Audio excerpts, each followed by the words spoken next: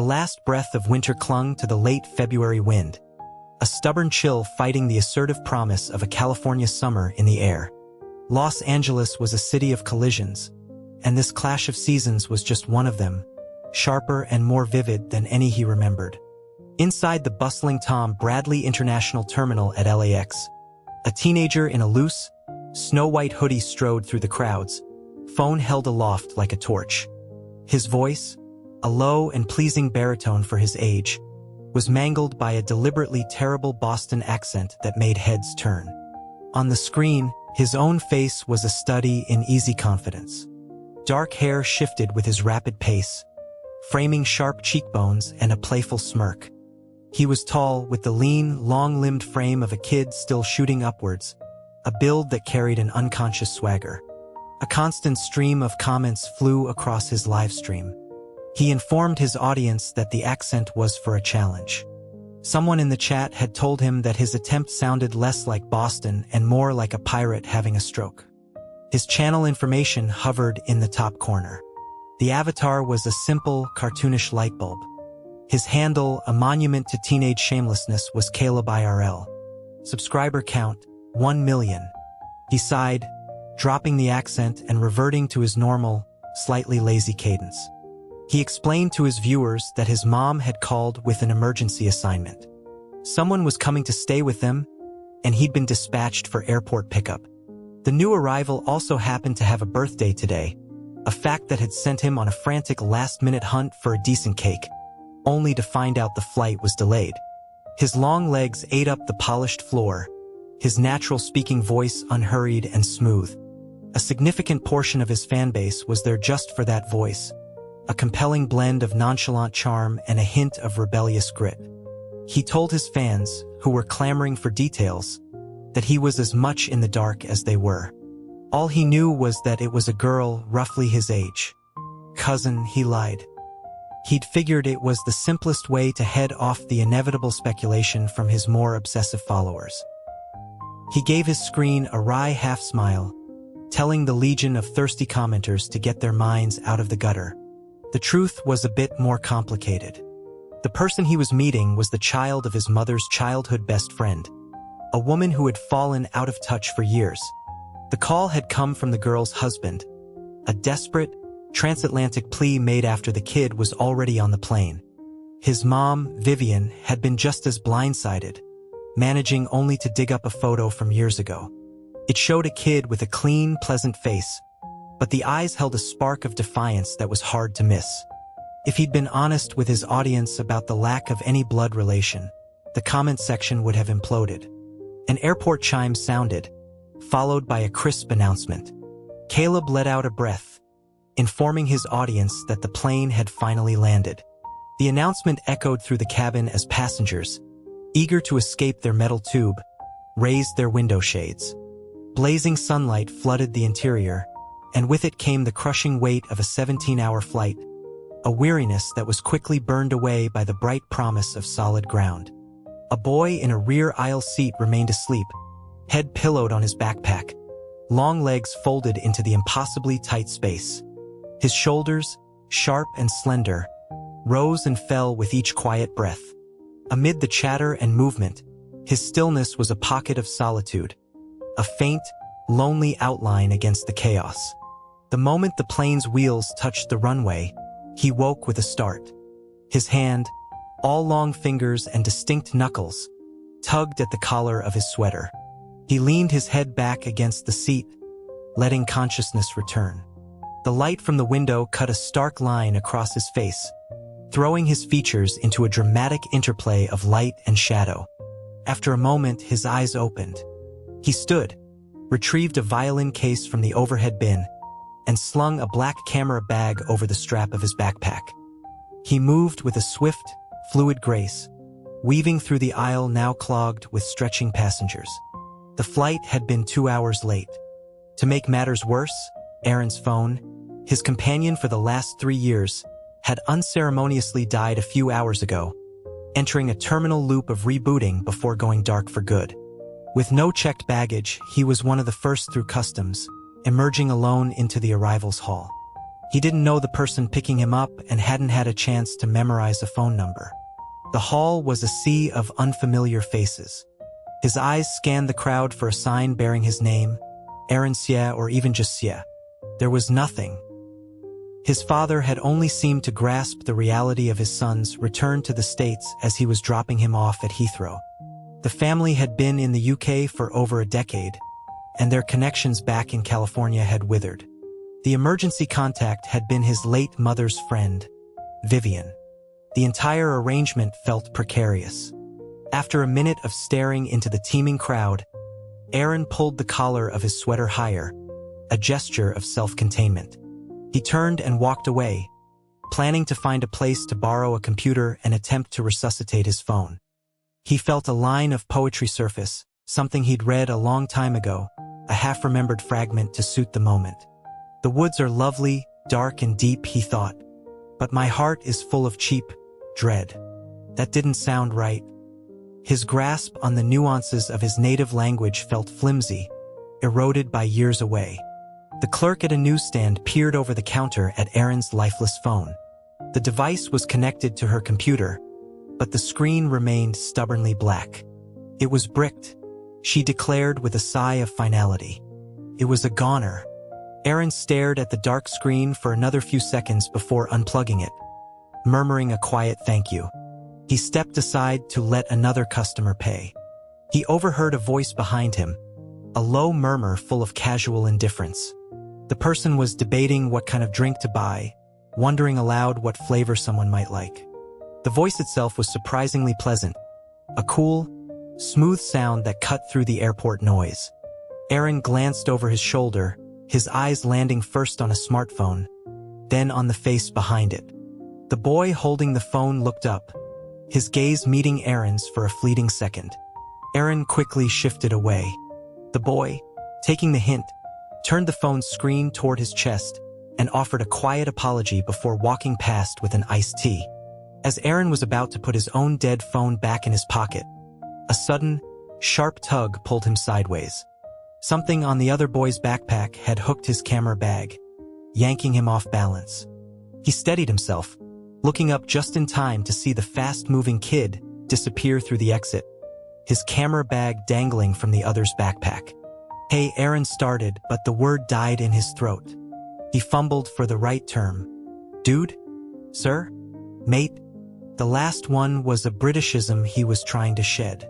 It was a tiny linguistic hurdle, but for someone whose internal language settings were scrambled, it was enough to cause a system crash. The kid had stopped at the door, speaking quickly to his phone. He explained he was grabbing the welcome sign and would be right back. He then pocketed the device and swung his backpack off his shoulder. With a sickening thud, the snagged camera bag fell to the ground. Aaron silently walked up behind him. The boy muttered something under his breath as he picked up the bag. He unzipped it, pulled out a small, modern mirrorless camera, and expertly flipped open its screen, pressing the power button in one seamless motion. For a second, Aaron almost believed it was his own. As the other boy started adjusting the exposure, Aaron came up behind him and gently tapped his shoulder. It was like flipping a switch on a startled animal. The kid jumped sideways, fumbling the camera. It hit the ground with a crisp, final-sounding crack. He snatched it up, his eyes flashing with annoyance. He wanted to know what kind of freak sneaks up on people from behind. Aaron was even less pleased. He told him to check if the camera was broken. The boy wiped the lens with his sleeve. The power button was caved in, the surrounding casing was cracked, and a corner of the screen had shattered. He sucked in a breath, his words suddenly tumbling out in a rapid-fire rush. He exclaimed that he'd just gotten the camera, that his creative spirit was burning bright, and that this assault had just extinguished it. Aaron couldn't keep up with the torrent of words. He caught the first part about the camera being new, and some other garbled bits about creative spirits. After a moment of consideration, he decided the person was likely a thief. A handsome one, but a thief nonetheless. The boy's brow furrowed deeper. He demanded a response now that his camera was destroyed. He was in a hurry, he said, and didn't have time to argue. He quoted a price, $3.99, and asked for his Venmo or Cash App. Aaron's brain latched onto the phrase in a hurry. The rest was noise. He thought, "You're not going anywhere. I'm calling the police." A flicker of confusion crossed the other's face. "What?" Aaron, tired of talking, held out his hand. He stated flatly that the other boy had a phone. When asked why, he repeated his intention to call the police. The boy fell silent for a moment, then his speaking pace slowed. He suggested that if anyone should be calling the police, it should be him. Aaron, his own logic tangled, agreed that was fine too. He thought of an idiom his grandfather used to teach him. Volunteering for a task, he thought. Also an option. After a long, tense silence, the boy hissed, speculating about Aaron's mental state. His eyes then fell on the violin case on Aaron's back, and his tone shifted, wondering aloud how a crazy person could also play the violin. Aaron, his patience gone, simply repeated his demand for the phone. Perhaps the repeated threat of police involvement finally registered. The boy's expression shifted through several emotions before settling on something approaching pity. He sighed, a sound that sent a strange chill down Aaron's spine. He asked if Aaron was sure he wanted to call the police, suggesting he reconsider. Aaron was unmoved. Begging wouldn't work. A woman's voice called out from behind them. The newsstand clerk came jogging over, holding up a familiar black camera bag. She expressed her relief that he hadn't gone far, explaining that he'd left it on her counter. Aaron took the bag, a wave of understanding and acute embarrassment washing over him. It took a tenth of a second for his ears to turn red, and another second for them to feel like they were on fire. Especially when the boy beside him let out a long, knowing, "Oh." The boy slipped the broken camera's strap over his wrist and raised an eyebrow. He asked if Aaron still wanted to make that call. The homecoming was not off to a good start. The airport's grand hall was walled with floor-to-ceiling glass. The afternoon sun cast long shadows, sculpting the sharp lines of the boy's profile. He tugged at his collar, and Aaron noticed his hand. The bones were well-defined, the wrist slender but strong.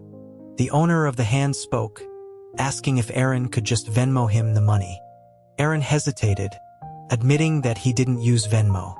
When asked about Cash App, he explained that his phone was broken and he hadn't set it up. He offered to provide his bank account details instead. The boy looked up, a flicker of comprehension in his eyes.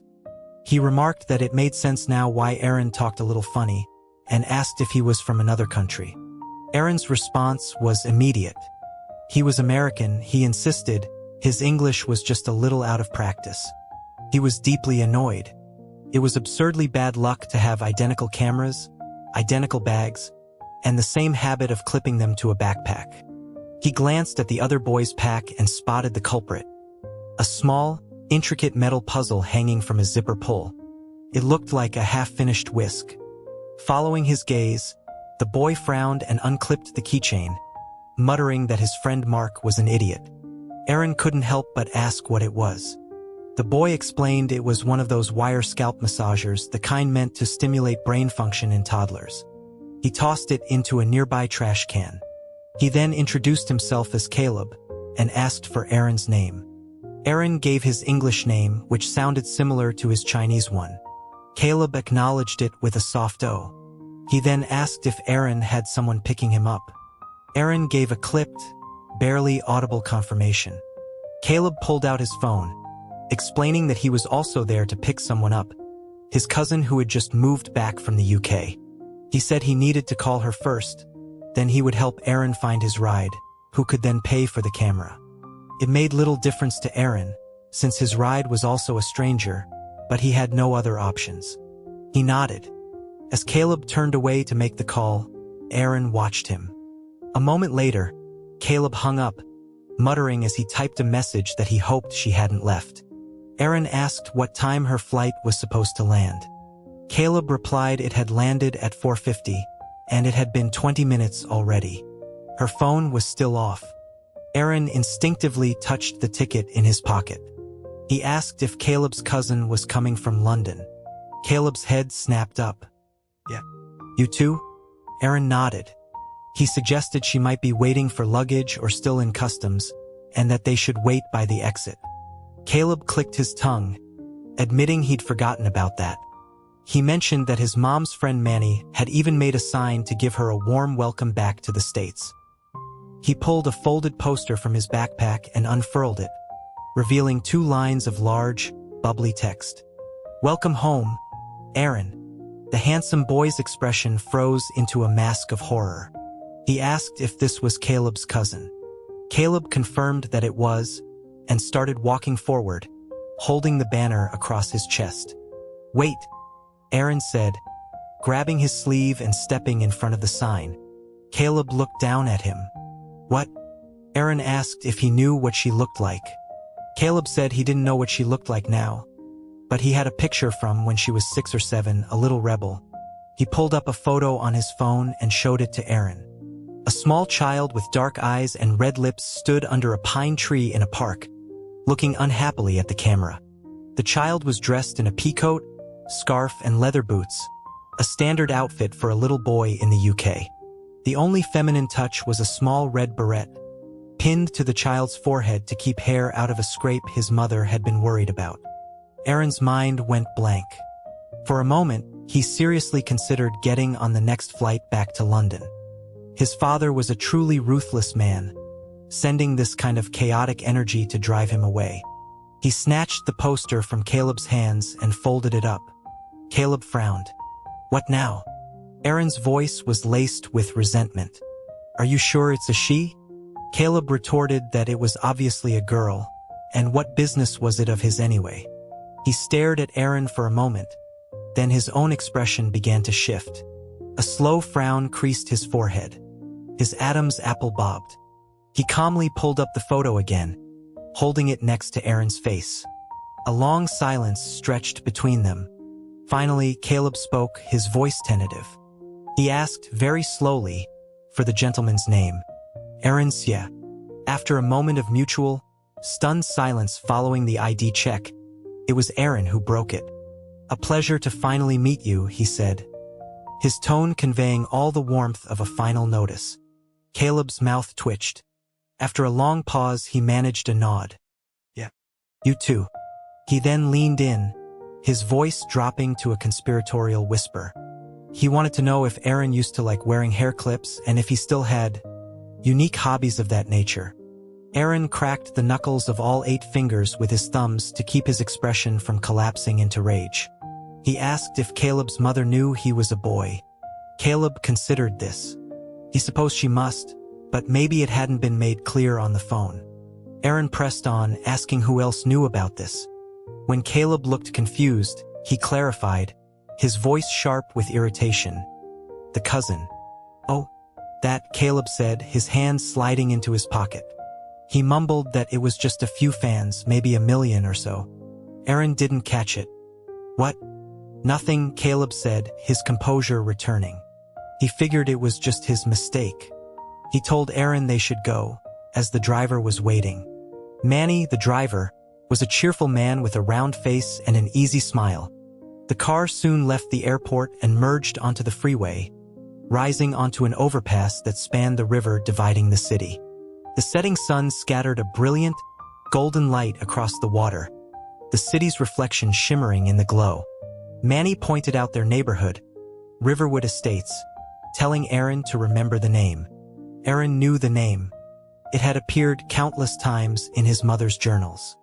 The old neighborhood with its towering sycamore trees, the 32 steps up from the street, the sunlight filtering through the leaves, dappling the pavement with bright patches of light. He looked down, his heart heavy with a deep resistance to the idea of living in a stranger's house. He resolved to politely decline the offer at dinner. Caleb's mother, Vivian, was a woman of impeccable taste and vibrant energy. She wore a simple but elegant cashmere dress, her demeanor warm and disarmingly direct. She brushed aside Aaron's polite formalities, pulling him to the sink to wash his hands before seating him at the dining table. She told him with a wide smile that he was home now, and that she had spent the whole afternoon making him a welcome home beef stew. A bowl of rich, fragrant stew was placed before him. so full of beef and vegetables that the noodles underneath were completely hidden. Vivian handed him a fork and chopsticks. Just as Aaron picked up the chopsticks, Vivian sighed wistfully. She remarked on how much he looked like his mother, Lena. She recalled how, back in school, Lena had always talked about wanting to raise a handsome, well-mannered son who would make her proud. It seemed her wish had come true. She had married the man she loved and had a wonderful son. Life had been kind to her in that way. Aaron's hand, resting on his lap, trembled slightly. His mother's name was Lena Xie. Months after she passed, while sorting through her belongings, he had found the journals she had kept for over 20 years. He had read words very similar to Vivian's on those faded pages. The ink, now faint, had offered him a glimpse of his mother's youth, a time he had never known, a person now gone forever. Hearing her words, the refusal he had been planning died on his lips. Vivian asked him gently if it was true that his father had said he wanted to apply to college in the U.S. and didn't want to become a British citizen. Unsure of how much his father had revealed about their conflicts, Aaron gave a non-committal hum. Vivian assured him she would help him get into a school, that he couldn't afford to fall behind. Aaron was surprised. He had expected her to be his father's proxy, another voice trying to persuade him. She sent a few messages on her phone, then asked what grade he was in. Aaron hesitated, explaining that it was probably the equivalent of a junior in the U. She noted that was the same as Caleb. She inquired about his subjects, and he listed math, physics, chemistry, and economics, identifying math as his strongest. He quickly added that his English language arts would be his weakest in the American system. Vivian made an okay gesture. She explained that since he had never renounced his U.S. citizenship, his residency was still tied to this area. The local high school, Northwood High, was starting its spring semester tomorrow, and the principal had agreed to let him sit in on Caleb's classes for a few days until he could take a placement test. Aaron, who had researched the American school system, nodded and thanked her. Vivian then turned to Caleb, her tone shifting. She wanted to know how the class placements worked this year. Caleb, slouched in his chair and scrolling through his phone, replied without looking up. He explained that the science track was split into two A-level classes. The first was a traditional honors track for the top 50 students by overall GPA. The second was a specialized math and physics track for the top 30 in those two subjects, geared toward national competitions and early university admissions. If you qualified for both, you were placed in the math and physics track. The rest were sorted into standard classes of 50. He spoke slowly, perhaps for Vivian's benefit, or perhaps for Aaron's. Vivian nodded, guessing that most of Caleb's class would make it into the math and physics track. Caleb confirmed it. They were just renaming the class and shuffling a few students out. The teachers would remain the same. Aaron understood. Caleb's was the top class. It was hard to believe that someone who couldn't tell a boy from a girl was in the most advanced program. Vivian turned back to Aaron, telling him to aim for the top 300. She had heard that the teachers for those students were all excellent. The top 300. Aaron sat up a little straighter. He asked how many students there were in total. Vivian sighed, saying that this year's class was large, with over 600 in the science track alone. They seemed to have a fundamental misunderstanding of his academic standing. Just as Aaron was about to correct this, Vivian's gaze sharpened, her gentle demeanor vanishing as she looked at Caleb. She demanded to know where the cake was. Aaron froze, his fingers curling instinctively. He too looked at Caleb. Caleb was helping himself to another bowl of stew, slurping it down noisily. He mumbled that he had forgotten. Forgotten? Vivian's voice shot up several decibels. She demanded to know if he could do one thing right. She had given him two tasks: pick up their guest and order a cake. She launched into a tirade while Caleb just rubbed his ear and continued to eat in silence. Aaron felt a wave of relief. Celebrating a birthday with people he'd just met would have been excruciatingly awkward. In a strange way, Caleb's incompetence felt like a favor. Just then, the front door beeped open. Manny, who was supposed to have left, reappeared, carrying a large white box. He chided Caleb for leaving the cake in the trunk, saying it was a good thing he remembered before he got too far. Caleb said nothing. Neither did Aaron. The roller coaster of his day, he now realized, was not over. The climax arrived when Vivian lifted the lid. On a fluffy pink frosted cake, written in a dreamy Tiffany blue icing, were the words, "Happy birthday, Aaron. Stay sweet and pretty." A plastic tiara, with the word princess engraved in cursive at its base, was stuck in one corner. Caleb immediately disavowed it, claiming it was the bakery's default template and that he would never come up with something so tacky. Aaron sat numbly beside them, dying a second death. Aaron's room was a south-facing suite on the second floor with its own bathroom. Vivian pointed to the adjacent room, explaining that it was Caleb's, and that he should just knock if he needed anything he wasn't comfortable asking her about. Caleb, backpack slung over one shoulder, disappeared into his room, kicking the door shut behind him. Vivian stopped the door before it latched. "I was talking to both of you. Did you hear me?" Caleb's head reappeared. He stated dryly that he hadn't realized she was addressing two people. "Don't you start," Vivian said, swatting his arm. She warned him not to cause any trouble. Caleb glanced at Aaron and offered a perfunctory piece of advice. He told Aaron there was a test tomorrow, so he should get to bed early. "Good night." "A test tomorrow?" Aaron's head whipped around. "Yep," Caleb said, a bright, infuriating smile spreading across his face. He held up a hand, flashing 6 fingers, then 1. 6 subjects, 1 day. Vivian slapped his hand down. "Are you serious? You couldn't have mentioned this earlier?" Caleb looked utterly innocent. "I said there was a test. Did you say it was tomorrow?" He just smirked and turned his attention back to Aaron, detailing the grueling schedule of back-to-back exams for language arts and math, a combined science block in the afternoon, and an English test in the evening. Aaron felt the air leave his lungs. Vivian gritted her teeth. She couldn't believe someone like him had fans. Aaron paused. "What fans?"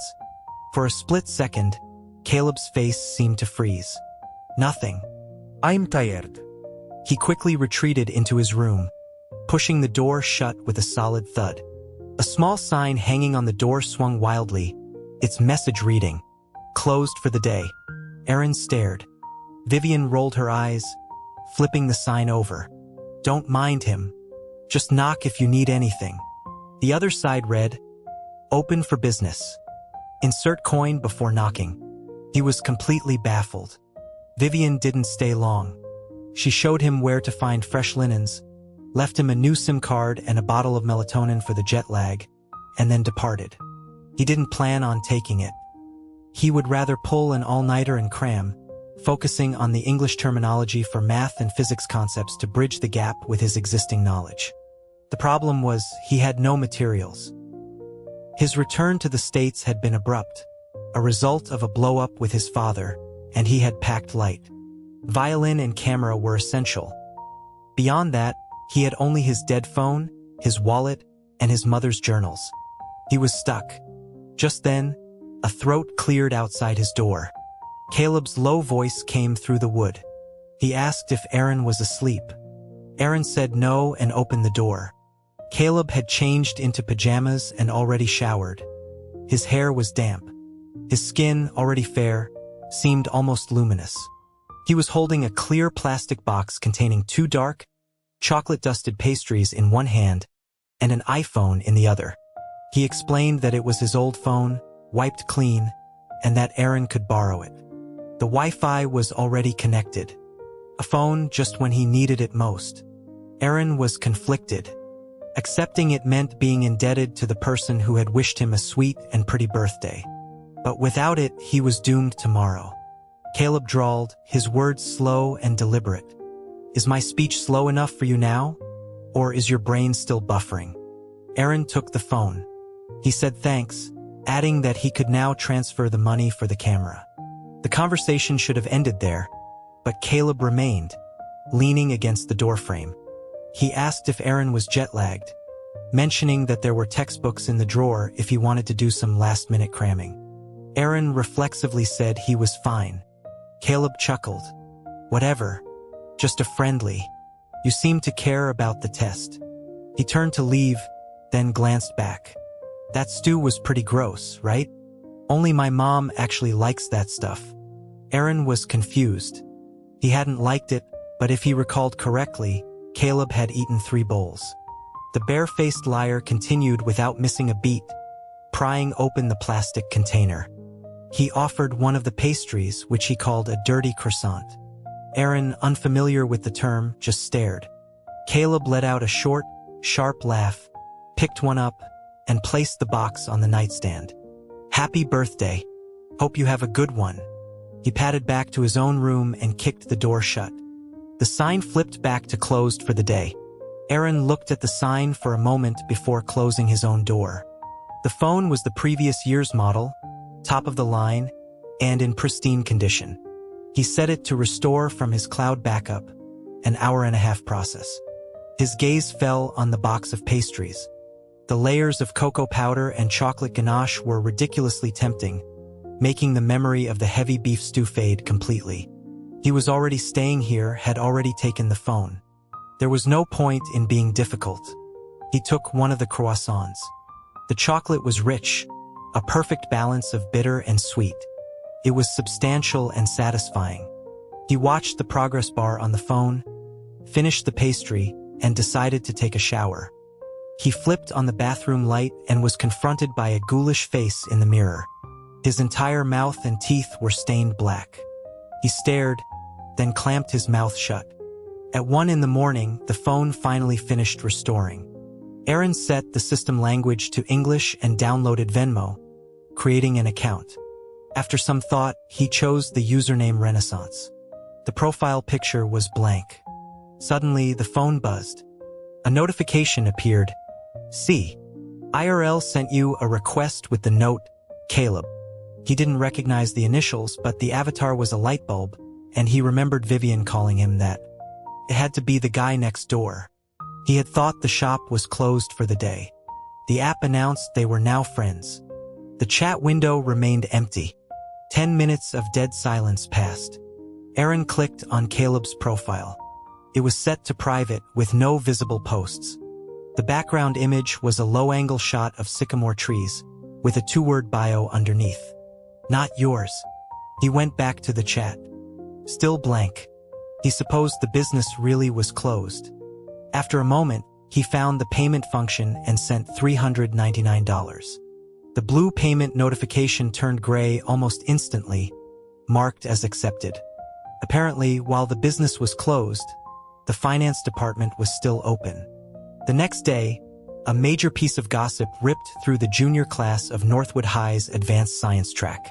Mark burst into the classroom, breathless, announcing that he had just seen a crazy handsome guy going into Mrs.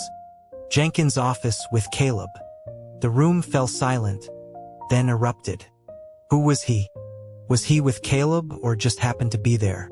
Mark clarified that they weren't arm in arm, but they were definitely together. He pushed his way through the desks to the student government representative, Dylan, and asked if Caleb had mentioned anything, like if he was in a fight. Dylan, a tall, slender boy with silver-framed glasses, shook his head. He hadn't said a word. The boy sitting behind Dylan, a perpetually gloomy-looking kid named Leo, told Mark to focus on the impending test. Mark dragged a desk to create the required exam spacing, his eyes still darting toward the hallway. He suddenly pointed. "Caleb's here. And wait, the new guy is with him." The entire class turned as one, 40 pairs of eyes locking onto the hallway. Aaron, standing just outside the classroom, felt a chill run down his spine as he met their collective, unblinking stare. They looked like a parliament of owls. He nearly stumbled. The junior class dean, Mrs. Jenkins, was a woman who radiated an aura of formidable competence. Her expression was severe, her voice sharp, and her entire appearance was impeccably neat. She cleared her throat at the back door, and the 40 heads instantly swiveled forward, their owners sitting ramrod straight.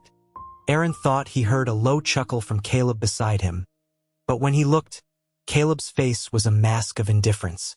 Mrs. Jenkins confirmed with Aaron that Caleb had informed him about the placement test. She explained that the school needed to assess his level, acknowledging the significant differences between the British and American curriculums. The test was designed to be challenging in order to create distinct academic tiers, so he should just do his best. The results would be out in about 3 days. She pointed to the last row by the window, where the only 2 unseparated desks remained. She instructed him to sit there with Caleb and prepare for the exam. As Aaron walked to the desk, he was the subject of intense scrutiny.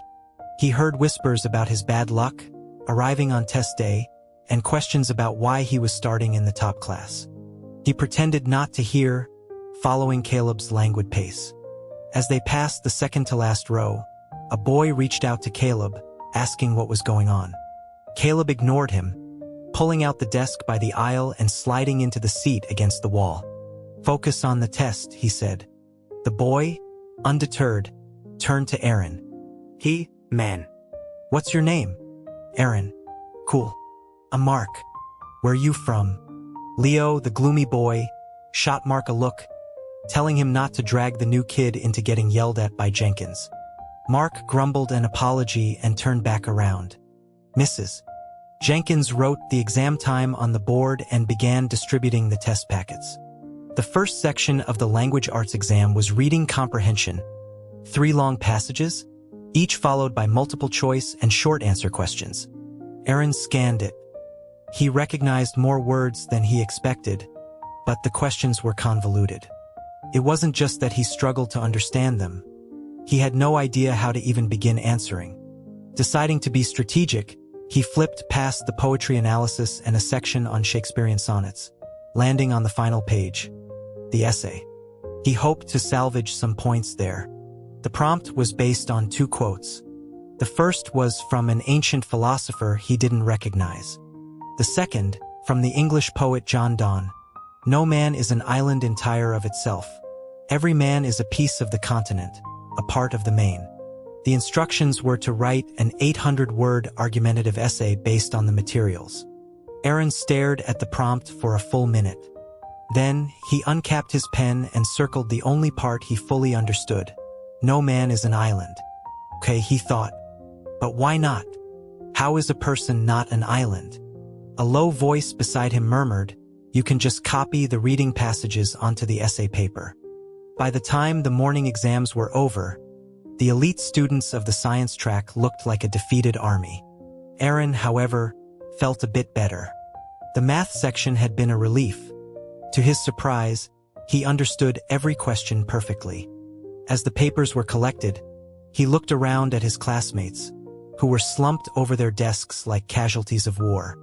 Mark turned to Leo, wailing that he was dead. Math was supposed to be his strong suit, and he'd completely bombed it. Leo replied listlessly that he'd be lucky to break 110. A second later, they both turned to stare at Caleb. "How'd you do, see?" Caleb glanced up from his phone. It was okay. A ripple of hope went through the room. If even Caleb thought it was just okay, then they weren't alone. The desperate looks on their faces were almost comical. "Why are you all looking at me?" Caleb stretched his wrists. "Test is over. Don't you have anything better to do?" He reached over and tapped Aaron's desk. Aaron looked at him, confused. Caleb just offered a benign smile and went back to his phone. "Oh, right," Mark exclaimed. "We forgot about the new guy." A collective "oh, right" echoed through the class. Aaron sighed. He was beginning to understand that this class expressed interest in one simple way: staring. He mentally categorized them. The slightly overweight kid at 10 o'clock with the round, solemn eyes was clearly a snowy owl. The one at 2 o'clock with the sharp, narrowed gaze was a great horned owl. After a full 30 seconds of this silent observation, a girl with a high ponytail finally spoke. She introduced herself as Dana, the class president, and asked for his name. Mark shouted it out before he could answer. The questions started coming thick and fast. Was he a transfer? From where? Westview High? Northwood's rival? Someone else asked which he used more, Newton's second law or the squeeze theorem. Aaron's head began to spin. He finally managed to say that he'd been at a school in the UK. Whoa! The Parliament of Owls rustled with excitement. An authentic British accent. Was it hard to get into a UK high school? What about his IELTS score? Mark was practically bouncing. So you went to middle school there too?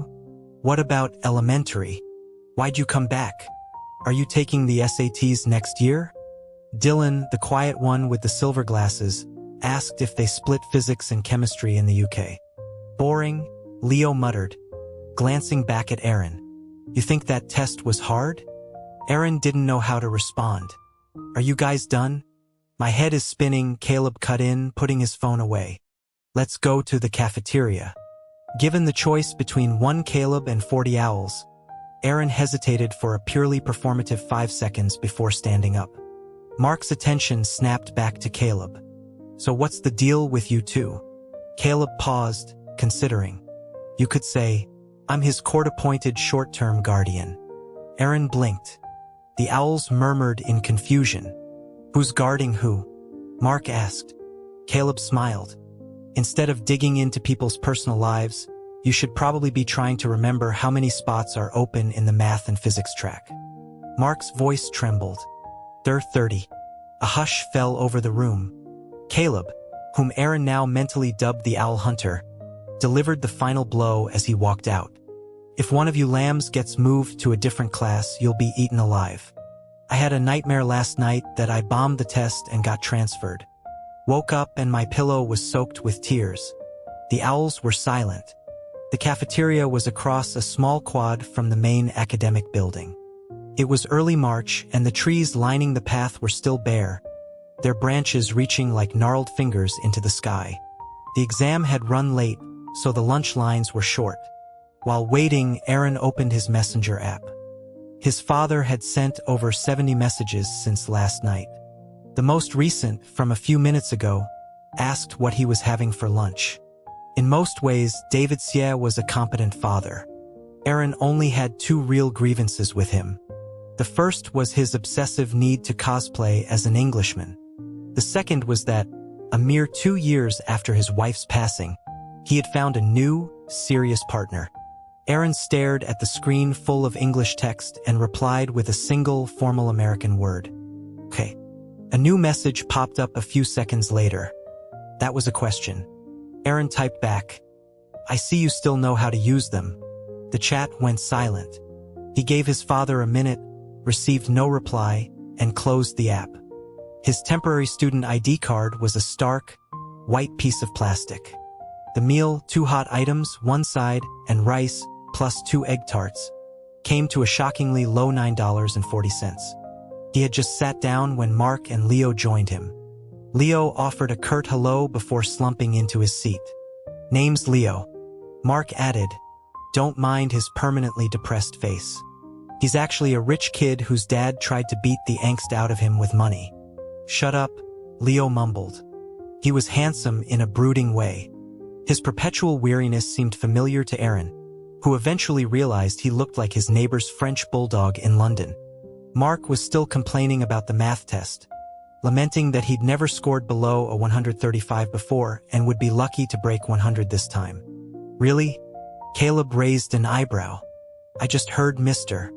Martinez telling another teacher how hurt he was that even our class found it so difficult. Mark nearly choked on his food. Damn it, why do I suddenly feel guilty?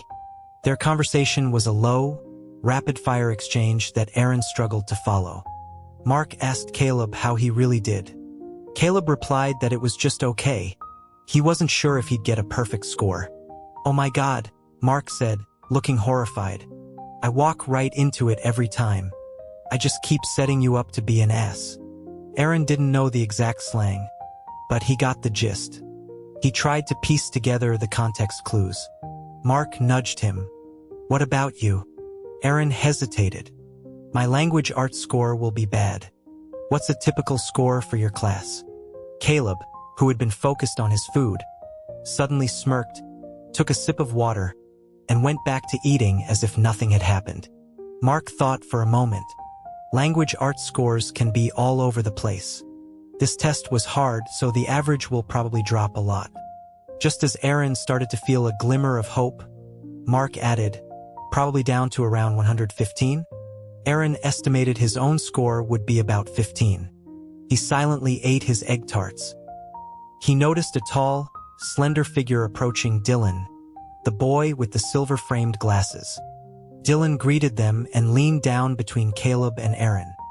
He whispered that the new math competition kid seemed to be in some trouble. Caleb grunted, tilted his head back, and inhaled an egg tart in one go. After a 3-second pause and a single swallow, it vanished. Aaron stared. Did he just drink an egg tart? Caleb snapped his fingers at Mark. Clear my tray. You still have one tart left. What's going on? Mark asked, looking toward the door. Caleb casually placed his second egg tart on Aaron's tray. Going to see if there's any drama to manage. Dylan smiled, trying to placate a restless Mark. Eat your food. You want to fail the science section too? Leo, who had been face down in his food, suddenly lifted his head. Where? That dead-end corner behind the cafeteria, Dylan said. Don't follow too many people, his voice trailed off. Aaron, despite not understanding most of the conversation, instinctively looked toward the entrance. 3 boys stood there. 2 were wearing white t-shirts so covered in graffiti they were barely recognizable as white. 1 had a buzz cut, the other had long, greasy hair. They radiated a universal brand of high school delinquent energy. The 3rd boy was unique. No one at Northwood High wore the school-issued athletic pants, for reasons that became obvious upon seeing them. This boy, however, wore the full, matching tracksuit. His skin was dark, the jacket zipped up to his chin, a sliver of a red sweater peeking out at the collar. He had somehow managed to make the uniform look even worse than intended. The 2 delinquents were shoving the boy in the tracksuit forward, like they were spinning a top. He would stumble a few steps, and they would shove him again. He seemed to be trying to stay within their reach, repeatedly getting propelled forward. As they neared the food line, he turned and asked what they wanted to eat. His voice was raspy and cracked. The long-haired one slapped him across the back of the head. The sound of the wide sleeve hitting his skull wasn't loud, but the humiliation was palpable. Mutt, the long-haired one sneered, tapping his head repeatedly with his sleeve. Weren't you trained to shut up? Your accent is painful to listen to. The boy they called Mutt didn't flinch or speak. He just pointed at the food options, asking with his eyes. The long-haired one told him to get whatever was left. He was about to add something else when the one with the buzz cut coughed pointedly, glancing toward the faculty section. The long-haired one changed his tune. Just get the food and bring it over. Mutt turned silently and went to the counter. Mark slammed his chopsticks down, about to stand up. Caleb pushed him back into his seat. Eat your food. You can just sit here and watch this? Mark hissed. That's Kevin Wong. Martinez recruited him from some rural school in West Virginia for the math team. Leo poked at his scrambled eggs. He's not in our class yet. Is that supposed to be a human thing to say? Mark shot back. They're not actually fighting yet. What are you going to do, stand there awkwardly? Mark deflated. He turned to Dylan. You saw this outside? Dylan glanced at Caleb, who said nothing, just fiddled with the foil cup of his egg tart as if it were the most fascinating object in the world. Across the cafeteria, Kevin had gotten 3 trays of food, 2 piled high, 1 with only a small portion of vegetables. When he paid, he pulled out a folded cloth pouch and produced the same kind of temporary meal card Aaron had. His expression was calm, as if none of this bothered him. Aaron tuned back into the conversation just in time to hear Caleb tell Mark that they couldn't make the first move. Dylan added a for everyone not to start anything. Mark nodded reluctantly. I know. Our boy Caleb's a public figure. Got a million-strong army to think about. Gotta protect the brand. Aaron's chopsticks froze. What million-strong army? Mark looked surprised. You don't know? He's a huge YouTuber. Just hit 1 million subs. He explained that it was like the American version of Bilibili. Caleb was silent for 2 beats. Speaking of B, I just remembered. Was the last answer on the math test B? Mark's face fell. What? It was B? I spent forever debating between A, B, and C, and I picked A. Even Dylan laughed at that. Dude, there are only 4 options. Aaron didn't laugh. He remembered Caleb talking to his phone in the convenience store. A terrible premonition began to form. There was barely any break on test day. By the time they got back to the classroom, it was almost time for the afternoon session. With 3 minutes before the science exam was distributed, Aaron decided to make a quick trip to the restroom. The building was a deep U-shape, and their classroom was at the far end from the boys' restroom. Mark had told him it was fine to use the nearby faculty restroom, as most of the male teachers were in a different wing. As he approached the door, he saw a familiar greasy long-haired head through the small window. He had already pushed the door open before he could stop himself. Inside, Kevin was being held down against a sink, his mouth full of soap suds. A bottle of hand soap was overturned nearby. Aaron froze. The long-haired boy and his buzz-cut friend froze. For a few seconds, no one moved. Then, a toilet flushed in one of the stalls, and a familiar figure emerged. Caleb looked completely unruffled. He calmly tied the drawstring on his pants and tucked in his shirt. The 2 bullies, clearly not expecting one intruder from the front and another from the back, stared blankly as Caleb walked past them to the sink. He picked up the soap dispenser, pumped some into his hand, and turned on the faucet. As the water rushed out, the boy being held down, Kevin, suddenly erupted in a series of hoarse, furious shouts, his thick Appalachian accent making the words almost incomprehensible. Let go. Let me go. Goddamn you, let me go. The water shut off abruptly. Caleb twisted the faucet handle tight. He said to let him go. Did you hear him? The long-haired one sneered. Get lost. Caleb glanced at him, then calmly tore off a couple of paper towels to dry his hands. He spoke 2 words, crisp and clear. You're trash. The word, so simple and yet so potent in that moment, seemed to jolt Aaron back to life. He couldn't help it. A small laugh escaped him. The 2 bullies immediately turned their glare on him. I'm not laughing at you, Aaron explained quickly. I just think his description was very vivid. This explanation earned him a surprised, almost appreciative look from Caleb, and drew the full wrath of the long-haired bully. He let go of Kevin and charged at Aaron. As he passed Caleb, Caleb shot out a hand and stopped him mid-stride, shoving him back with a loud thud against his chest. The sound echoed in the tiled room.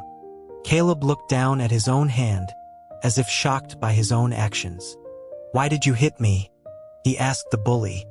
The long-haired kid could only sputter, what the hell? The buzz-cut one finally spoke. You're from the A-track, right? You looking for trouble? Caleb ignored him. He walked over to Aaron and pressed a small, hard square into his hand. Hold this for me. Go take your test. He leaned in, whispering, don't overthink it. This was a one-off thing. Northwood is actually a really great school. Aaron was confused. And don't you dare tell my mom, Caleb added. Before Aaron could process any of it, Caleb turned, and with a familiar motion, kicked the door shut in his face, sealing the sounds of the ensuing conflict inside. Alone in the now silent hallway, Aaron looked down at the object in his hand. It was a GoPro camera with a sticker on it that read, "Fragile. Break it and you owe me $529.99. Aaron was still bewildered by the time he got back to his seat and received his science test. Was his understanding of great school completely wrong? And how many cameras had Caleb broken in his life? The classroom was quiet, filled only with the scratch of pens on paper. Aaron had only managed to cram the terminology for math and physics. Chemistry was a lost cause. He stared at the page, a sea of incomprehensible formulas and terms. He flipped to the back of the test booklet and let out a short, bitter laugh. Mark, sitting in front of him, muttered, "The new guy's been broken by the test." Aaron decided to focus on the physics section first. An hour passed, and Caleb still hadn't returned. Aaron started to wonder if he'd been beaten to a pulp. Just then, the classroom door creaked open, and Caleb slipped inside, ignoring the proctor's glare as he returned to his seat. Aaron watched him from the corner of his eye. There were no visible injuries, but his hair was more disheveled than before. He attacked the test with a startling urgency, not even using scratch paper, just marking his answers with quick, decisive strokes. A minute before the final bell misses, Jenkins appeared at the door. Behind her stood the three boys from the bathroom, the long-haired one and the buzz-cut one, both now sporting bruises, and Kevin, who looked flushed but unharmed. The bell rang. "Mrs." Jenkins' voice was cold steel. "Caleb out." "Coming," he said, scribbling a few final marks on his paper. He stood, slapped his test onto Leo's desk, and walked out the front of the room. Mark stared after him. "I thought we weren't supposed to make the first move." Leo sighed. "He's insane. Dylan, should we go check?" Dylan frowned, fiddling with his coffee bottle. "There's no homework to turn in, no reason to go to the office." All three of them suddenly turned to look at Aaron. Aaron just looked back at them. Dylan's smile was pure, manufactured innocence, eerily similar to Caleb's. "Aaron, you haven't gotten your textbooks yet, have you? And you haven't had a proper chat with Mrs. Jenkins." Mark shot to his feet. "Great idea. I'll show you the way." "I don't," Aaron started. "As a student government rep, it's my duty to accompany you," Dylan interrupted. Leo just looked miserable. "Can I just go eat?" "Dream on," the other two chorused. The hallway outside the faculty offices was strangely deserted. The door was ajar. Caleb was standing by the window, his white shirt untucked, making his waist look deceptively slim. He was tall and straight, one hand in his pocket, staring out the window with a cool, detached expression. The two bullies were giving Mrs. Jenkins their embellished version of the story, but her sharp gaze was fixed on Caleb. When they finished, she asked him for his side. She wanted to know if he had hit them. Caleb turned from the window and nodded. "I did." There was a quiet defiance in his tone. "Why?" she demanded. Caleb glanced at the two boys. They were an eyesore. The two bullies looked furious. Mrs. Jenkins looked even angrier. She slammed her hand on her desk. "Speak English, Caleb, and lose that attitude. I've indulged you for too long. First, it's phones and cameras in school. Now you're skipping a major placement test to get into fights. Is the A-track not good enough for you anymore? If you want to transfer, just say so." Her voice boomed through the office and echoed down the empty hall. The atmosphere was thick with tension. Aaron watched Caleb, who stood silently, his brow furrowed. He felt a knot of anxiety form in his stomach. It wouldn't be out of character for this guy to start a shouting match with the dean. But after a moment, Caleb's expression softened. He looked down. "I finished the science test, ma'am," he said quietly. "I even used scratch paper for the physics section." Aaron blinked. "Mrs. Jenkins looked stunned. "And I'm supposed to thank you for that?" Caleb was quiet for a moment. "No, ma'am. Physics is my favorite subject. I would never let anything get in the way of a physics test. I have to be responsible to my teachers, my parents, and my own ambitions. You can count on me." The two bullies stared, their faces a mixture of shock and disbelief. Mrs. Jenkins' lip curled. "So now your ambition is my physics class? Last week you told Mr. Martinez it was math." As she spoke, she walked over and closed the window, which had been letting in a cold draft. Mark, hiding behind Aaron, was shaking with suppressed laughter. "I'm gonna die," he wheezed. Aaron found himself asking, "What does that mean?" "It means I'm gonna throw up from laughing so hard," Mark explained. You have a lot to learn about American slang, my friend. Aaron nodded seriously. The onomatopoeia was crude but effective. English was a beautiful language. Ma'am, that's not what happened. Kevin suddenly spoke up. His voice still hoarse, but his words now clear. He explained that Caleb's eyesore comment was sarcasm, repeating what the other two had said about his accent. He told her how they had been harassing him since the pre-semester prep classes, and how today they had tried to teach him a lesson for speaking in the bathroom. Caleb had stumbled upon it. He went on, his nervousness making him ramble, explaining how Caleb had tried to de-escalate, but the other two had attacked him from behind. If it weren't for Caleb's quick reflexes, he would have missed the science test entirely. He was so flustered he started answering his own rhetorical questions, performing an unplanned one-man comedy routine. He finished by apologizing, explaining that he tended to talk to himself when he got nervous. Mrs. Jenkins just stared at him, her brow deeply furrowed. That's a weird habit. Fix it. Yes, ma'am. The long-haired one protested that while they had insulted him, they hadn't physically assaulted him. Caleb turned from the window. His eyes met Aaron's for a second, and a flicker of surprise crossed his face, as if he hadn't expected to see him there. He quickly looked away, walked over to the long-haired boy, and grabbed him by the collar. Caleb, let him go. Mrs. Jenkins shouted. Aaron stared at Caleb's hand, at the white knuckles and the strength in his grip. It was a beautiful hand. Years of playing the violin had trained him to notice such things. Caleb smirked. You've got some nerve. You bully him, you start the fight, you mock his accent, and now you're complaining because you got a little roughed up? I got hurt. Did you hear me whining about it? Mrs. Jenkins paused. You were hurt? Yeah, Caleb said, letting go. He put a hand on his lower back. My tailbone hurts. Mark whispered from behind Aaron, it's called a coccyx. Mrs. Jenkins looked genuinely concerned. Your bone? The long-haired one swore. You're a psycho. I didn't hit your back. Oh yeah? Caleb said, pointing a thumb over his shoulder toward the door. He saw the whole thing. He even checked the injury for me back in class. The entire room turned to stare at Aaron. He felt his blood run cold. Mrs. Jenkins frowned. What were you two doing during an exam? Caleb was nonchalant. Nothing. Just pulled down my waistband so he could take a look. Took like a second. Aaron was speechless. Right? Caleb prompted, looking at him expectantly. Mark poked Aaron from behind. Dude, you looked inside his pants? Aaron felt his soul leave his body. After a long moment, he gave a flat, monotone yes.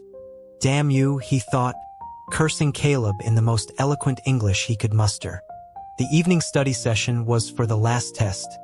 English. Mrs. Jenkins, not wanting to drag things out, let them go with that the matter was not closed.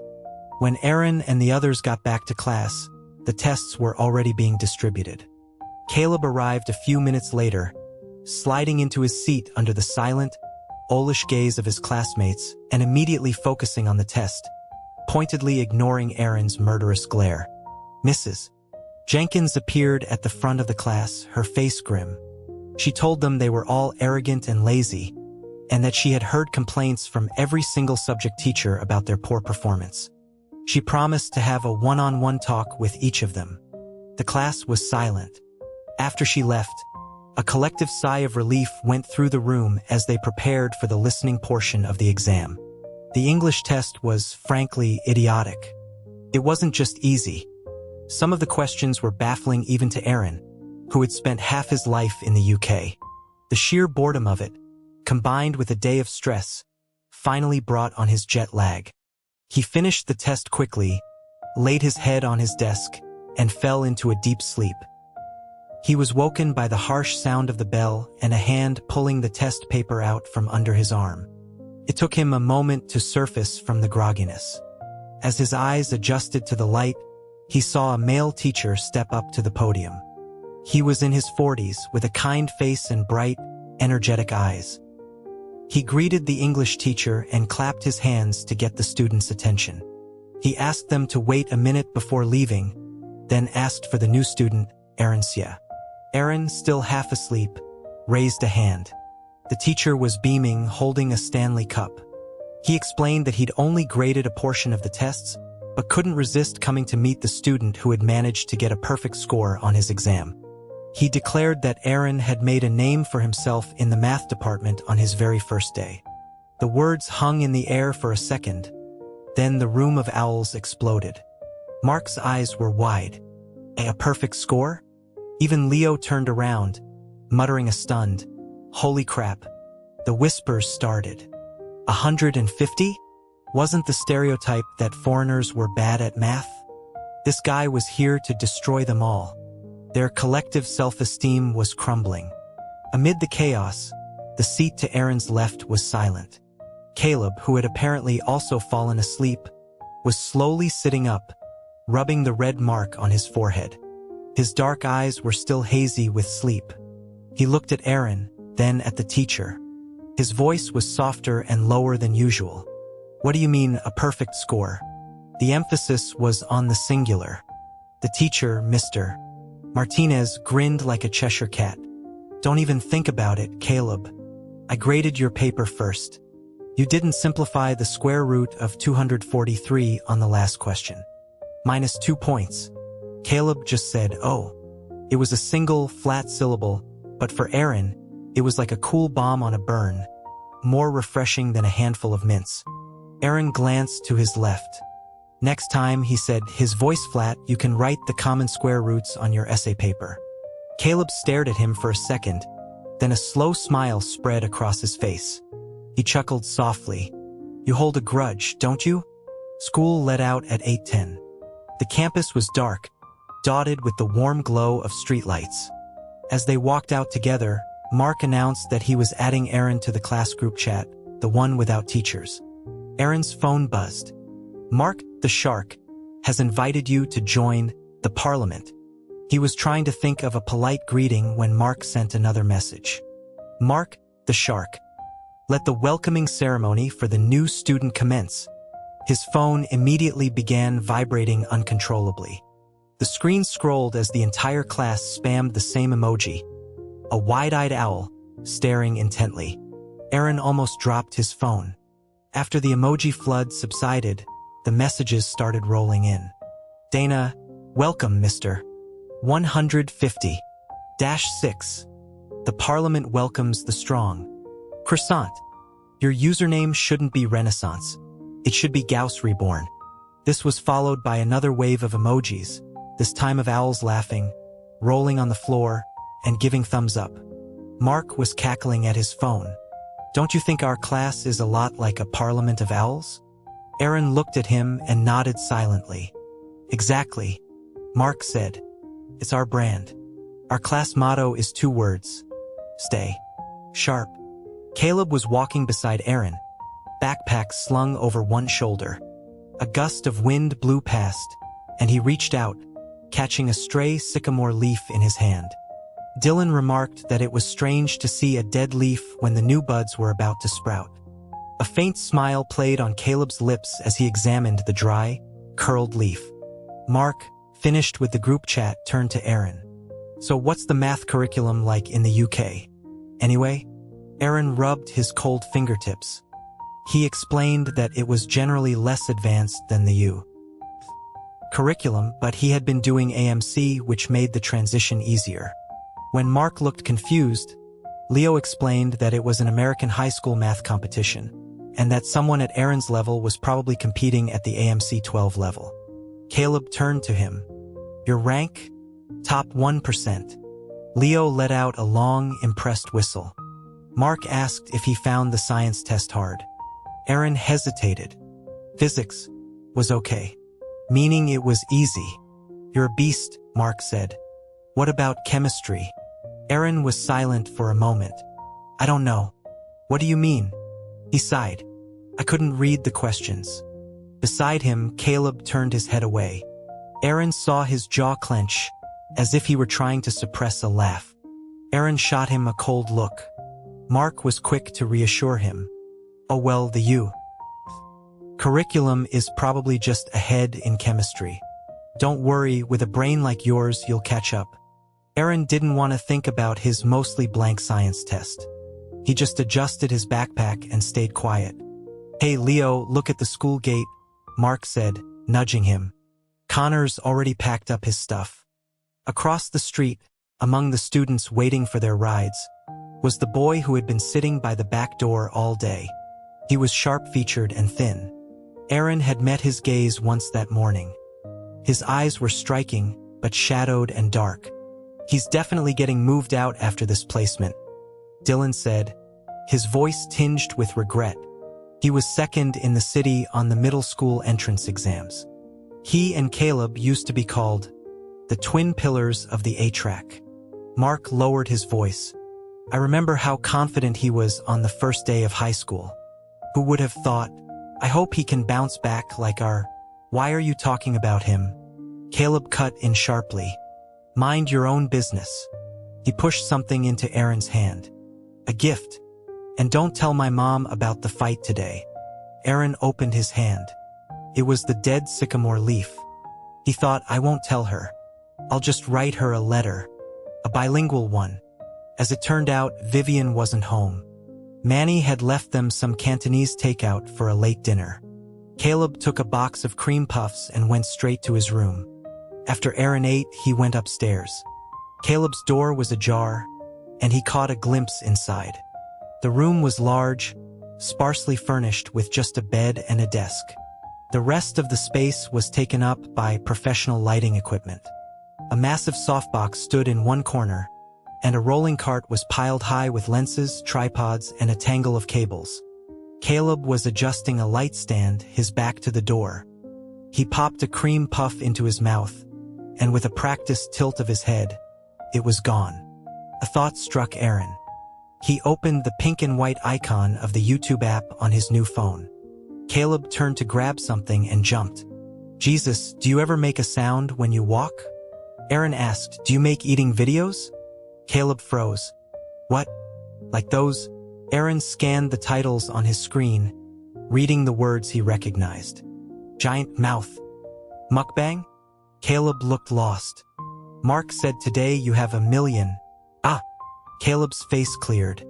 He swallowed. Right? Yeah, that's it. In the U. They call it mukbang. A mukbanger with 1 million subscribers. Aaron clutched his phone.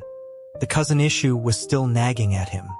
So yesterday at the airport, were you live streaming? Live streaming? Caleb shook his head decisively, speaking slowly for Aaron's benefit. I never live stream. Yesterday I was just recording a few voice memos. I'm actually really shy. On camera I just eat. I don't talk. I never say anything to my fans. Aaron was silent. He had serious doubts about the word shy. He suspected his understanding of the term was flawed. It's YouTube, right? I downloaded the app. What's your username? Caleb's expression went rigid. After a long pause, he mumbled, eats with C. Aaron typed it in. Nothing comes up. Caleb frowned, then corrected himself. My mistake. It's eating with C. Forgot the ing. This time, a result appeared. Aaron saw the subscriber count and was surprised. Says 1.48 million. That's more than just 1 million. Caleb paused for a few seconds. Yeah, I've been growing pretty fast lately. Aaron clicked on a video. It was indeed a mukbang channel, and a professional one at that, specializing in ASMR chewing sounds. There was no talking, no face reveal. The camera was pointed down at the food. Any shot of a hand reaching for food was edited out. It seemed Caleb really was camera shy. Aaron scrolled to the most recent community post. You're recording yourself drinking a whole tub of meat sauce this weekend? Caleb's face was a blank slate. Am I? I forgot. Anyway, you should get some sleep. He walked to the door and placed his hand on it. Catch up on that jet lag. Good night. The door closed before he finished the sentence. The sign fell, and the business was once again closed for the day. Aaron didn't care about the details. As long as the cousin incident wasn't broadcast to over 1 million people, he was relieved. He subscribed to the channel and went back to his room. A fresh set of clean clothes was folded on his bed, along with a small note from Auntie Viv. Aaron looked at the note for a moment before putting it away in a drawer. As he changed, the dry sycamore leaf fell out of his pocket. He was about to throw it away, but as he picked it up, the feel of the raised veins on its surface made him pause. His mother's illness had been discovered 4 years ago. After 2 years of unsuccessful treatment, she had passed away. During those years in the hospital, she would sometimes talk about her hometown in English. The Riverwood of the 90s, with its sky-blotting sycamore trees. Now, he was living in that same neighborhood, attending the same school she had. It felt like he had traveled back in time to walk the path she had walked. He stared at the leaf for a while longer, then placed it in the drawer with the note. The next day's first period was language arts. Aaron, taking it very seriously, had picked up the textbook from the administrative office that morning and spent the time before class looking up all the unfamiliar words in the first 3 paragraphs of the assigned reading, carefully annotating them in English. Caleb was asleep in the seat next to him, unmoving even when the bell rang. The language arts teacher, Mr. Cheen, was a man who walked in carrying a stack of graded papers and immediately soured the mood of the entire class. Dylan whispered, "Are you kidding me? They graded the essays overnight?" Mr. Cheen smiled. "Not quite. For this period, you'll be reading the next chapter. I'll be finishing up the grading." A collective sigh of relief went through the room. However, Mr. Cheen added, his tone shifting, "I heard a new student in this class made Mr. Martinez feel 10 years younger overnight. I was so intrigued, I pulled his paper out of the stack, hoping for a similar rejuvenating experience." The class chuckled. Mark leaned back, covering his mouth with a book. "Here it comes. The second teacher to be floored by your genius." Aaron prayed he hadn't shattered this one's worldview as well. Mr. Cheen pulled a single paper from the stack. "Aaron's, yeah." The class held its breath. The teacher looked down at the paper, then flipped to the next page. He seemed at a loss for words. He flipped again, his pace quickening. By the time he reached the last page, the room was dead silent. This year's essay prompt was about community and interdependence. The first quote was a bit esoteric, but the John Donne quote was straightforward. Most of you focused your essays on the idea that no man is an island. Let's hear how Aaron interpreted it. Aaron froze. He didn't know anything about interdependence. He only knew that he hadn't recognized half the words in the prompt, and his essay was based only on the first half of the Donne quote. This was going to be worse than he'd imagined. Mr. Cheen walked over and handed him the paper. "Read it for us." After a long 30 seconds, Aaron slowly stood up. He had managed to write half a page, but only the first paragraph was in English. His handwriting was terrible, and he had painstakingly copied words he recognized from the reading comprehension passages. "No man is an island is a commonly accepted idea," he read, his head bowed. "We appear to be individuals, but in fact, we are all composed of 2 halves." Mark was furiously scribbling in his notebook, whispering to Leo, "Get this down, I think a brilliant metaphor is coming." Aaron continued, his voice monotone. "One half is our mother, and the other half is our father." Mark's pen stopped. He slowly turned his head. The owls slowly turned their heads. Caleb woke up, sat straight, and stared at Aaron. Aaron, a lone warrior in a sea of stunned silence, read on. "No man is an island. We must be grateful to our parents.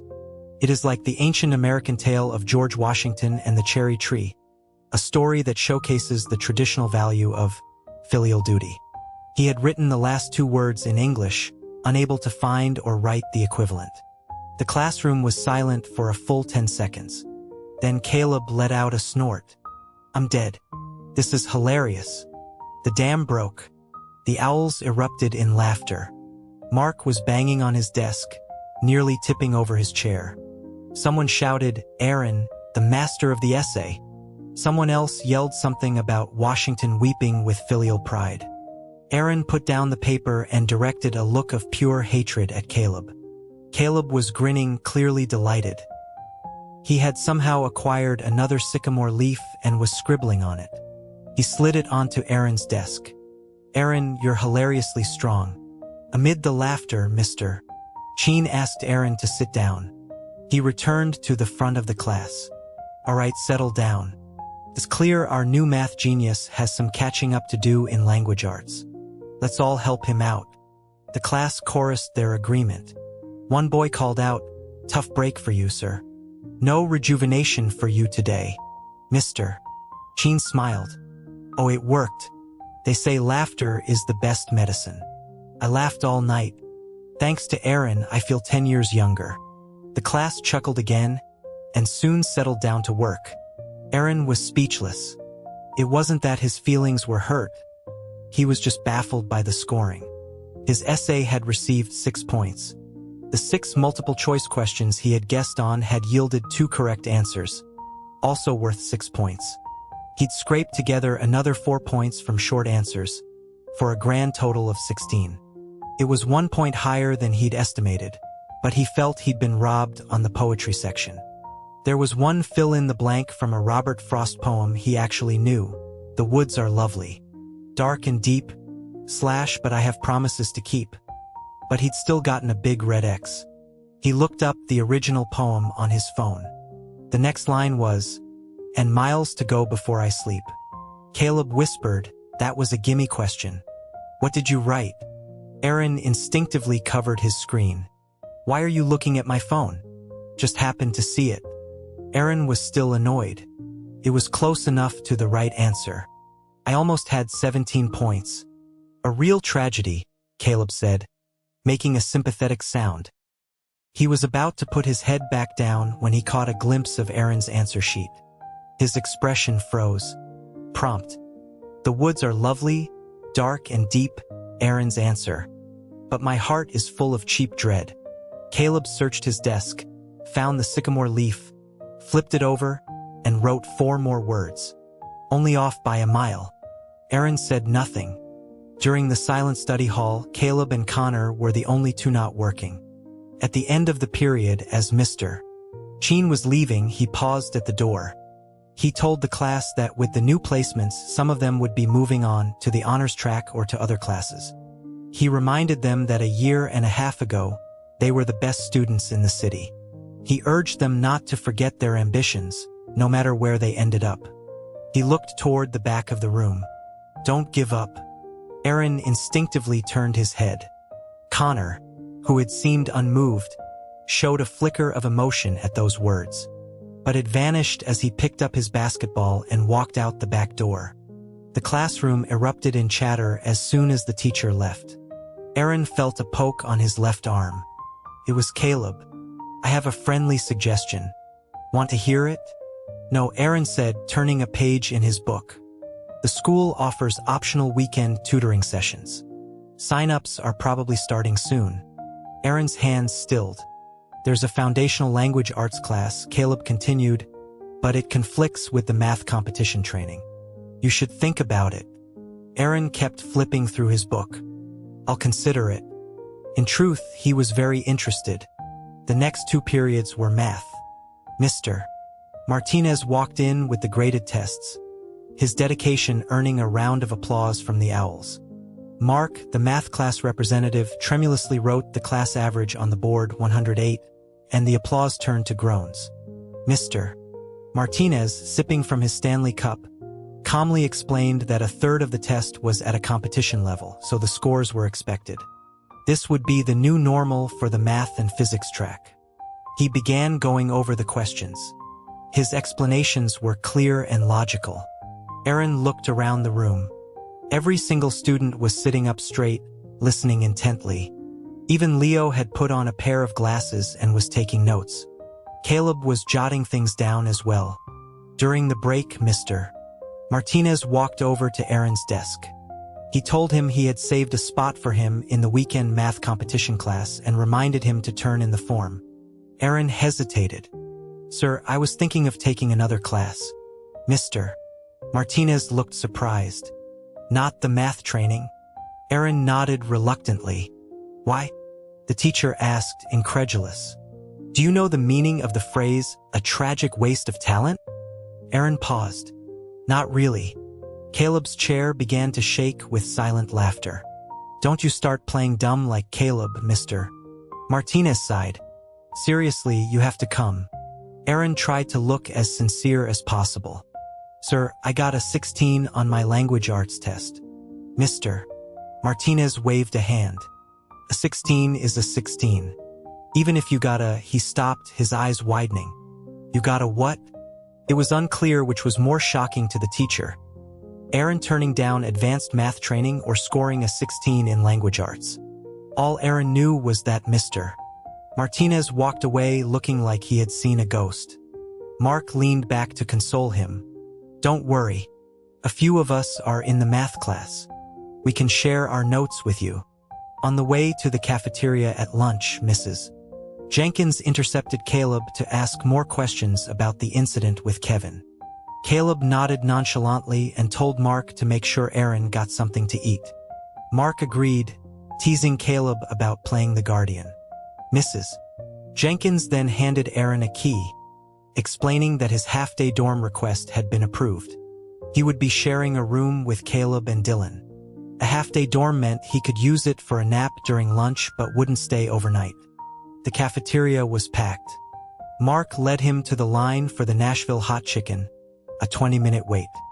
As they reached the front, Aaron saw the chicken pieces simmering in a fiery red sauce and felt a wave of regret. He couldn't handle spicy food at all. The server asked him how many scoops of extra hot sauce he wanted. When Aaron didn't understand, she added a heaping spoonful of pickled jalapenos to his plate. Mark couldn't find an empty table. Just as he was about to give up, someone stood, and he quickly pushed Aaron into the seat. Aaron was squeezed between two strangers.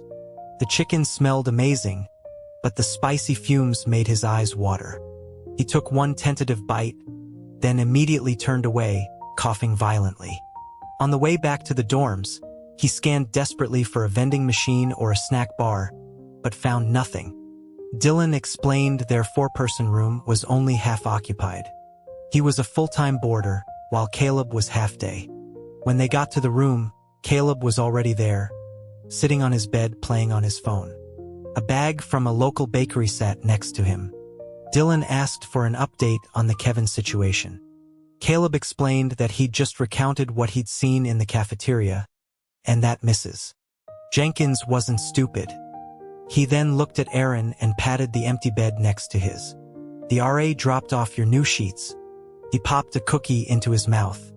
Aaron asked if he was recording his eating sounds all the time. Dylan looked confused.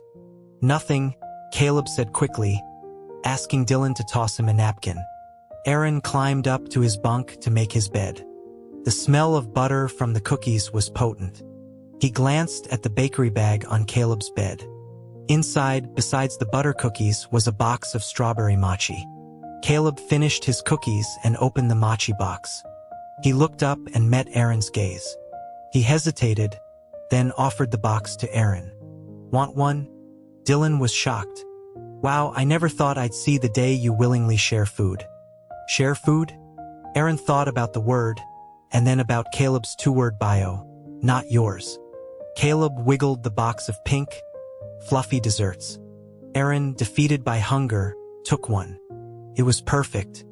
The mochi was thin and chewy, the strawberry inside tart and cool, a perfect complement to the sweet cream. Dylan asked for one too.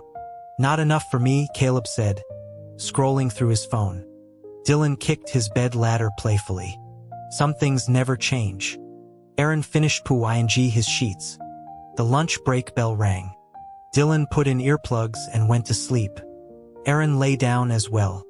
Caleb was still on his phone. A moment later, Aaron's phone buzzed. It was a new message. See, IRL. You can't eat spicy food? Aaron was startled. He was sure he hadn't told anyone.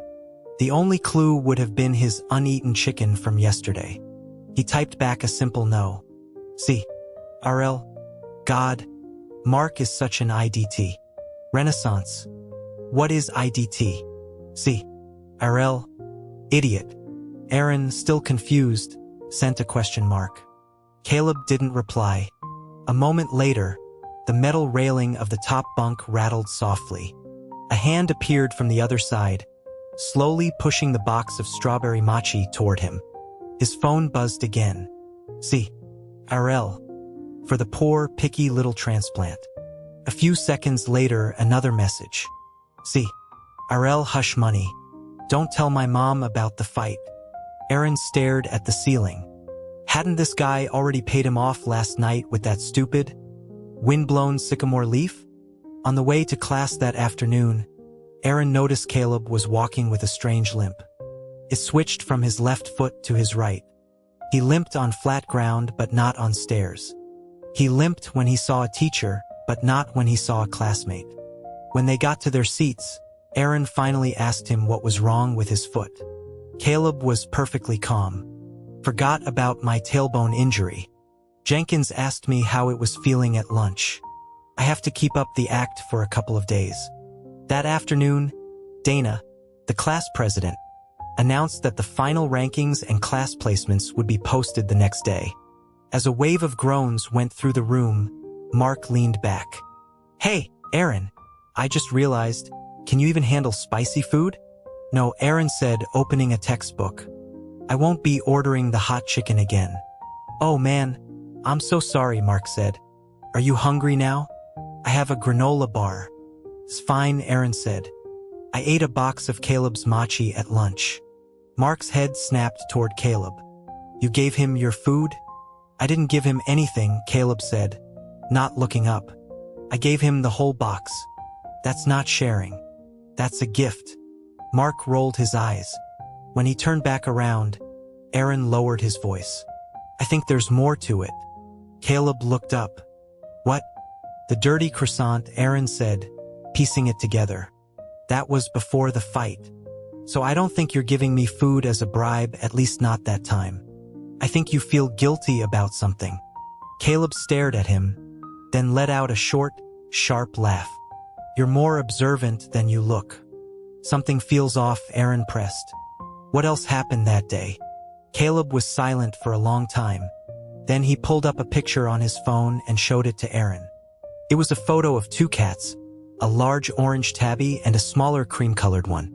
The tabby was grooming the cream cat, which was stretched out in a state of pure bliss. He put the phone away. Get it? It's an American tradition. Aaron was lost. What tradition? The tradition is, Caleb said slowly, the big cat lives in the house. The little cat is new. To show acceptance and establish dominance, the big cat has to groom the little cat. It's instinct.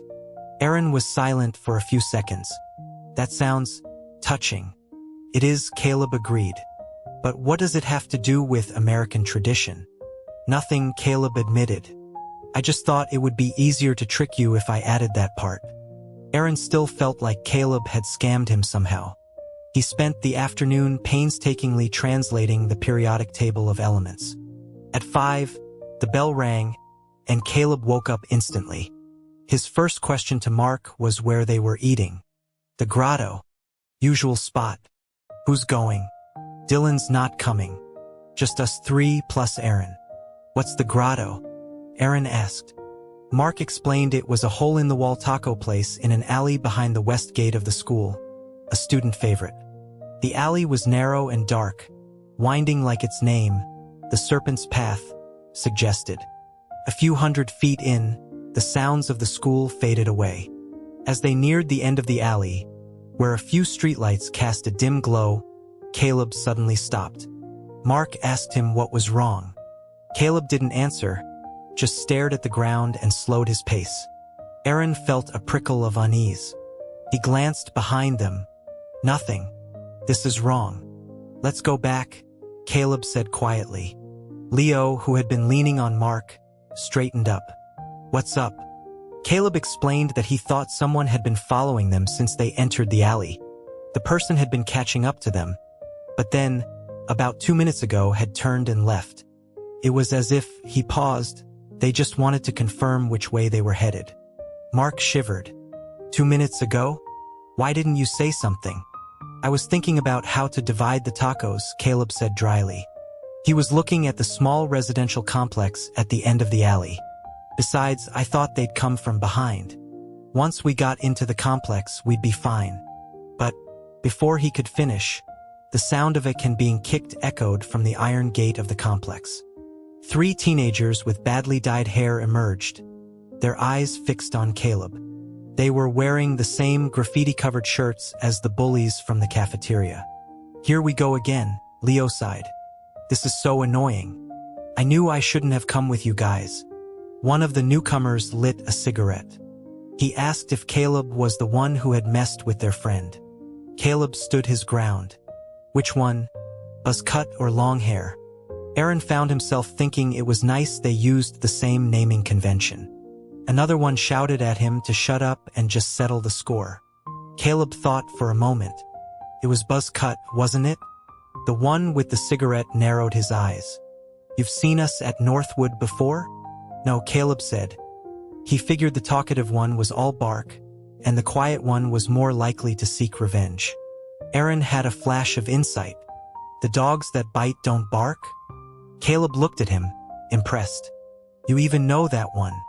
Nice. One of the toughs swore, asking where the guy from Elm Street was. His friend, who seemed to have a nervous tick in his right leg, said he was on his way. The first one stamped out his cigarette. Forget it. Let's do this. As the 3 charged, Caleb bent down and picked up a jagged piece of a wooden plank from the ground. It was covered in splinters. Aaron felt a strange, unpleasant sensation watching Caleb weigh it in his hand. Caleb grabbed one of the attackers by the collar, pulling him in front of him as a shield, and threw the plank. It spun through the air and hit the second one hard in the shoulder. The plank fell to the ground, where Leo immediately picked it up. Leo, transformed from his usual lethargic self, was a whirlwind of controlled violence. He swung the plank with a terrifying ferocity, his movements quick and precise. Aaron watched, stunned. He never would have guessed that the French bulldog he meant, Leo, had this in him. Mark was pulling Aaron out of the way, his voice shaking. These guys are actual thugs. Where did Buzz Cut even find them? The fight was surprisingly even, mostly because Leo was a force of nature. He moved with a speed and power that seemed impossible for someone who spent most of his day looking half asleep. Does he have training or something? Aaron asked. Yeah, Mark said. He's like a 7th-degree black belt in Krav Maga or something. A real dragon in disguise. A moment later, Leo took down one of the thugs with a sweeping kick and brought the plank down hard on his calf. The guy screamed and collapsed. The third one was already on the ground, thanks to Caleb. The leader backed away, breathing heavily, his eyes locked on Leo. Something felt wrong. They were losing, but they weren't leaving. They were waiting for someone. Just as Aaron was about to suggest they run, he heard footsteps behind them. The steps were unhurried, almost reluctant. He turned. The newcomer looked up. Their eyes met. Both of them froze. Mark gasped. Oh crap. You're involved with them? It was Connor. Caleb and Leo were also stunned. Caleb lowered the piece of wood he was holding, his eyes fixed on Connor. Aaron had never seen such a raw, negative emotion in Caleb's eyes before. Even in the bathroom yesterday, he had been calm. Now, there was a quiet fury simmering beneath his placid expression. Go, Caleb said, pointing the plank at Connor. Leave and I'll pretend I never saw you. Connor snapped out of his shock and sneered. Such noble members of the A-Track. You're one of us too, Mark yelled. You haven't left yet. I'm not, Connor said, his voice low. Not anymore. As he spoke, he suddenly launched forward. At the same moment, Caleb pulled Aaron out of the way. Connor executed a flying kick, knocking a knife from the hand of one of the thugs who had been sneaking up behind them. Leo cursed, disarming the man and throwing him to the ground with a powerful judo move. The man, who turned out to be long hair, stared at Connor in disbelief. Is this the kind of trash Elm Street is sending out now? What street? Connor asked, his face blank. Never heard of it. I was just passing by. Don't play dumb. What's your name? The other thug on the ground yelled. I think it's Connor something. It's Connor Jenkins, Caleb said loudly. Northwood High, A-Track. Come find us if you want more. Remember the name. Aaron blinked. Connor stared. The remaining thugs exchanged a look, then swore and ran, shouting threats over their shoulders. Mark let out a shaky breath. Thank God Leo was here. We would have been toast. Caleb threw his piece of wood to the ground. And thank God the designated hitter switched teams. Connor didn't look at them. He just stared at the ground for a moment, then turned and walked away. Get back here and explain yourself. Mark shouted, starting after him. Caleb stopped him. He watched Connor's retreating figure and said quietly, let it go. You can't help him. Some things no one can help with. Leo's aggressive energy dissipated, and he reverted to his usual gloomy self. He clapped Caleb on the shoulder. Mark sighed. I know, but didn't you say someone inspired you to get through your own tough time? It's not the same, Caleb said, his voice barely a whisper. My situation was different. Aaron looked at him, at the sharp, lonely profile against the darkening sky. Caleb quickly shook off the mood and turned to him. His eyes fell on Aaron's arm, where he had rolled up his sleeve. He frowned. You got hit? When? He took Aaron's wrist, gently touching the two angry red welts on his forearm. Oh man, Vivian is going to kill me. Aaron was silent. He glanced at Mark, who was making a desperate, pleading gesture behind Caleb's back. Should he tell Caleb that the marks were from Mark's fingernails, digging into his arm in terror? The notice was posted on the main bulletin board that evening. A formal disciplinary action against 2 students from a different class for bullying. Mark whistled. Wow, Jenkins works fast. Suspension and probation. That's not light. Caleb glanced at the notice. Don't mention what happened tonight to anyone. The class placements are tomorrow. Don't cause any more trouble for him. Aaron knew he meant Connor. Connor didn't show up for the evening study hall. Just as the final bell rang, he appeared at the back door, grabbed his backpack and turned to leave.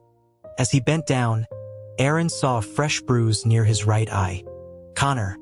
Dana, the class president, suddenly called out. The noisy classroom fell silent. Connor stopped. What? We're not officially reassigned yet, Dana said, her voice trembling.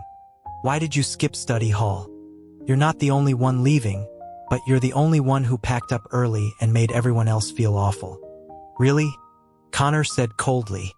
Is my leaving the same as everyone else's? Can you point to anyone else here who's being sent to the lowest level class? The silence in the room became absolute. Connor adjusted his backpack. Sorry, he said, his voice softening. That was harsh. Well, this is it. I hope you all go on to better things. He disappeared through the back door. Dana looked down at her phone, and a tear rolled down her cheek. She buried her face in her arms, her shoulders shaking with silent sobs. Aaron opened the class group chat. A gray system message was at the bottom. Connor has left the group. The cold night air hit Aaron as they left the building, finally shaking him out of the heavy mood. He asked Caleb what Connor's story was. Mark explained. He had been second in the city in the middle school entrance exams, on par with Caleb. He was smart, athletic, and had been close to dating Dana. Then, his dad got into trouble and his whole world fell apart. Aaron asked if his father had passed away. It's more complicated than that, Caleb said. Mark whispered that his dad had been arrested for drug trafficking and sentenced to life in prison, leaving his family with a mountain of debt and a list of enemies. His mom got sick from the stress. It was just one tragedy after another. Aaron felt a chill that had nothing to do with the night air. The heavy atmosphere of the evening was shattered by a message in the group chat. Dana. Renaissance. Forgot to tell you. The chemistry teacher wants to see you during homeroom tomorrow. Caleb looked at his phone and chuckled. I have a bad feeling about this. Aaron shot him a dark look and went upstairs. Caleb followed, saying, Want the big cat to come with you? I can help explain that you have trouble reading. No thanks, Aaron said, quickening his pace. Go catch your mice. His phone buzzed again. Croissant. Oh, I forgot too. Aaron, the English teacher also wants to see you tomorrow morning. You should figure out your schedule. -6, whoops, same here. Aaron, homeroom biology teacher. You know the drill. The group chat, which had been quiet all evening, exploded with laughing owl emojis.